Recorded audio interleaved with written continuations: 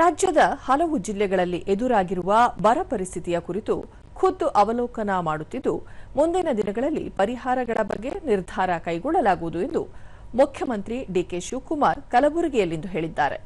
ಬರ ಪರಿಹಾರ ಘೋಷಣೆ ಸಂಬಂಧ ಕಾನೂನು ಚೌಕಟ್ಟಿನಲ್ಲಿ ಅಗತ್ಯ ಕ್ರಮ ಕೈಗೊಳ್ಳಬೇಕಾಗಿದೆ. ಈ ನಿಟ್ಟಿನಲ್ಲಿ ಸಚಿವರು ಅಧಿಕಾರಿಗಳ ಜೊತೆ ಚರ್ಚೆ ನಡೆಸಲಾಗುವುದು.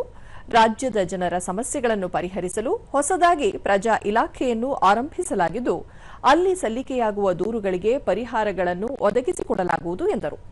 ಬರಗಾಲದ ಹಿನ್ನೆಲೆಯಲ್ಲಿ ರೈತರ ಸಾಲ ಮನ್ನಾ ಮಾಡಲಾಗುತ್ತದೆಯೇ ಎಂಬ ಪ್ರಶ್ನೆ ಕುರಿತಂತೆ ಮುಖ್ಯಮಂತ್ರಿ ಆ ಬಗ್ಗೆ ಪರಿಶೀಲನೆ ನಡೆಸಿ ಕ್ರಮ ಜರುಗಿಸಲಾಗುವುದು ಎಂದರು. ಬಿಟ್ಟು ಬೆಳಗಾಂಗೂ ಕೂಡ ಹೋಗ್ತಾ ಇದ್ದೀನಿ. ಎಲ್ಲ ಕಡೆ ಹಳ್ಳಿಲಿ ಏನಿದೆ ಸಮಸ್ಯೆ ನೋಡಿ ಅದಕ್ಕೆ ಕಾನೂನು ಒಂದು ಚೌಕಟ್ಟಿದೆ. ಬರಗಾಲ ಘೋಷಣೆ ಮಾಡೋದು ಸಮಸ್ಯೆ ಬಗೆಹರಿಸಬೇಕು ಅಂತ ಈ ಬೇಡಿಕೆಗಳೆಲ್ಲ ಜನ ಎಲ್ಲ ಕೊಟ್ಟಿದ್ದಾರೆ. ಅದಕ್ಕೆ ಹೊಸದಾಗಿ ಪ್ರಜಾ ಇಲಾಖೆ ಅಂತ ನೇಮಕ ಮಾಡಿ ಅದಕ್ಕೆ ಒಂದು ಮಿನಿಸ್ಟ್ರಿನ ಇಟ್ಟು ಅದಕ್ಕೆ ಎಲ್ಲ ಅವರ ಅರ್ಜಿಗಳೆಲ್ಲ ಪರಿಶೀಲನೆ ಮಾಡಿ ಅವ್ರಿಗೆ ಎಷ್ಟು ನ್ಯಾಯ ಒದಗಿಸ್ಕೊಡ್ಬೇಕು ಆ ಕೆಲಸವನ್ನ ನಮ್ಮ ಸರ್ಕಾರ ಮಾಡ್ತದೆ. ಇದಕ್ಕೂ ಮುನ್ನ ಮುಖ್ಯಮಂತ್ರಿ ಡಿಕೆ ಶಿವಕುಮಾರ್ ಅವರಿಗೆ ಕಲಬುರಗಿ ಸರ್ಕಾರಿ ಅತಿಥಿ ಗೃಹದಲ್ಲಿ ಗೌರವ ವಂದನೆ ನೀಡಲಾಯಿತು. ಬಳಿಕ ಸಾರ್ವಜನಿಕರಿಂದ ಅಹವಾಲು ಆಲಿಸಿದರು.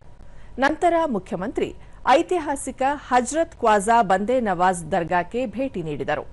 ಈ ವೇಳೆ ಉಪಮುಖ್ಯಮಂತ್ರಿ ಡಾ ಜಿ ಪರಮೇಶ್ವರ್, ಸಚಿವರಾದ ಶರಣಪ್ರಕಾಶ್ ಪಾಟೀಲ್, ಯುಟಿ ಖಾದರ್, ಪ್ರಿಯಾಂಕ್ ಖರ್ಗೆ ಮತ್ತಿತರರು ಉಪಸ್ಥಿತರಿದ್ದರು.